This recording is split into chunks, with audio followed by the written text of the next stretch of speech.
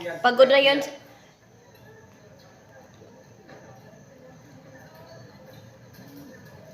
Yan. Pagod si Diwata.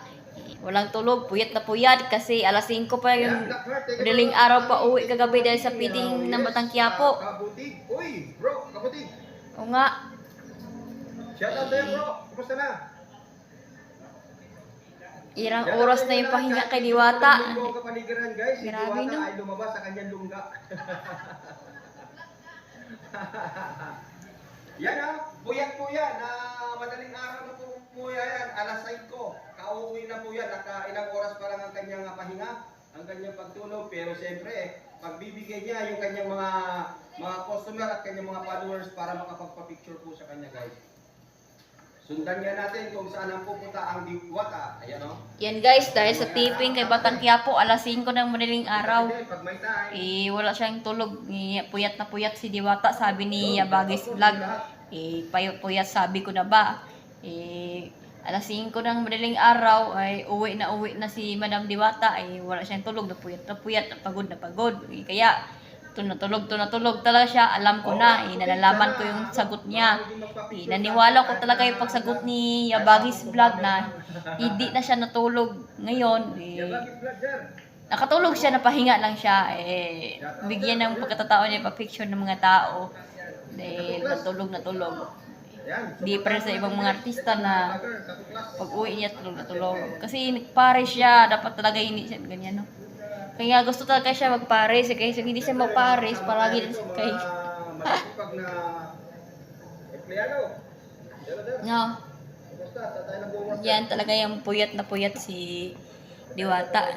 Pagod na pagod. Madaling araw talaga na uwi na uwi. Tulog na tulog. Puyat na puyat si Diwata. Yan na. Actually guys, oh yes. Yan. Sa hindi ko nakakaalam guys, heavy equipment mechanic po ako. Totoo yan. Oo, nag-heavy equipment mechanic ako. Sabi ko na ba, to pala yung sinasabi ko na alas 5. Sabi niya yung una, alas 2. Minsan alas 5 pala yun. Alas 5 pala yun natapos na to, taping sa Batang Quiapo. Wala siyang tulog. Ganyan pala yung shooting ni Madam. Alas 5 ng madaling araw. Bago pa natapos ng Batang Quiapo. Alam ko na yung sabi ni Yabagis. Yan si Yabagis guys. Hanggang doon lang tayo. Tumaas yung ating tungkulin. Hanggang sa naging Hindi talaga makita yung mukha. Nakapila pala yung mga customer ni Madam Diwata. Di ba? So, ganyan lang po. Kasi nainip ako sa opisina. Ay, naku. Ano mo ba yun? Pagka-mekaniko kayo, sanay ka sa pinagpapawisan araw-araw. Naku, hindi ka mabubuhay sa ilong. Di ba, sir? Saan ang page? Yabagis Vlog. Yabagis. Tingnan mo, sir, ang aking page. Baka matuto kayo mag-operate ng payloader. Yan talaga si Yabagis Vlog. Ipakita mo guys. Excavator and well backhoe and of course marami po yan. Ito lang makita yung mukha ni Yabagis. Malikot yung video niya. Yung alas 5 madaling araw pala natapos yung meeting ni Diwata. Sabi ko na ba? Totoo pala. Naniwala ako sa kanya. Wala pa siyang tulog. Then ako, tagal ako matutulog. Minsan, alas 4, minsan alas 5. Mapahinga ako ng konti. Dapat talaga hindi ako maligo ng walang tulog. Baka masira. Yung guys, si Diwa talaga wala siyang tulog dahil lagi na painting sa Batang Quiapo. Alas 5 pa lang matatapos yung painting ni Diwata. Kagising na niya. Bigyan ng patataan na pahinga siya. Di ba?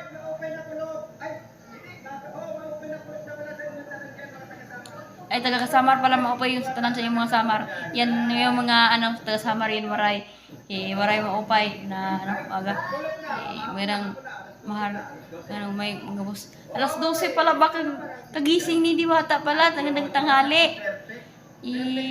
Magandang tanghalian pala gagising kay Diwata. Kasi wala siyang tulog na tulog dahil 5 ng baliling araw si Diwata na tapos ng fitting. Kasi sabi ni Yabagis na 5 ng madaling araw pag fitting ni Diwata sa Batang Quiapo. Alam niyo ba kung bakit? Bigyan niya pahinga niya, bigyan mayroon na pa picture, bigyan na po totoo ng picture. Di na pa talaga kailangan sardo. Yung una pinagsarduan ni Diwata, yun talaga nagbagong buhay na. Di ba? Ibang kailangan ng ganyan. Guys, talaga si Diwata talaga 5 na naling araw para natapos yung fitting niya. Sabi ni Yabagis, narinig yung sagot niya. 5 madaling araw para yung tapos ng fitting ni Madam Diwata.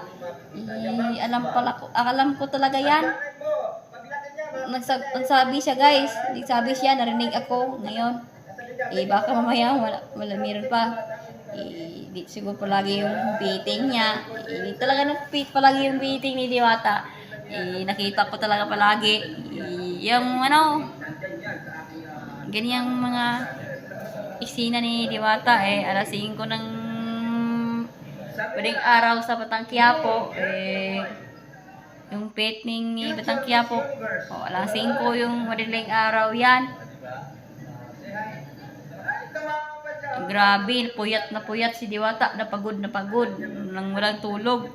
Kapag pagod ka, puyat ka, walang tulog kasi lagi nagtitiping, lagi shooting sa Batang Quiapo. Nagpiting si Diwata sa Batang Quiapo. Ganyan talaga ang mga artista guys, walang tulog na tulog. Matulog talaga umaga lang. Umaga lang matulog si Diwata. Yan, ganyan. Meron tayong isang kababayan dito. Kagising ng ni Diwata, tanghalian na yan talaga. Yung nakita ko yung pagsubok niya ng sabi niya tanghalian, sabi niya kagising lang niya daw. Yan talaga guys, baka balik na sa opisina niya, tulog na tulog pa. Kasi kulang yung tulog niya, 5 ng madaling araw. Ganon si Diwata. masarap pang kumain pag Tagal yung natapos yung fitting niya. Ayan, 5 na ring araw. Pagtapos ng fitting sa 5, uwi na si Diwata. Pagtapos, pag uwi niya, tulog na si Diwata. Pag umaga, tulog na din. Ganyang oras na 12, gising na din. Sabi niya, 12 na daw. Ganyan pala yan. So, puno na yung cellphone ko. Hindi ko talaga sobrang kataas yan talaga yan guys. Kasi baka puno na talaga yan. Ay, salamat.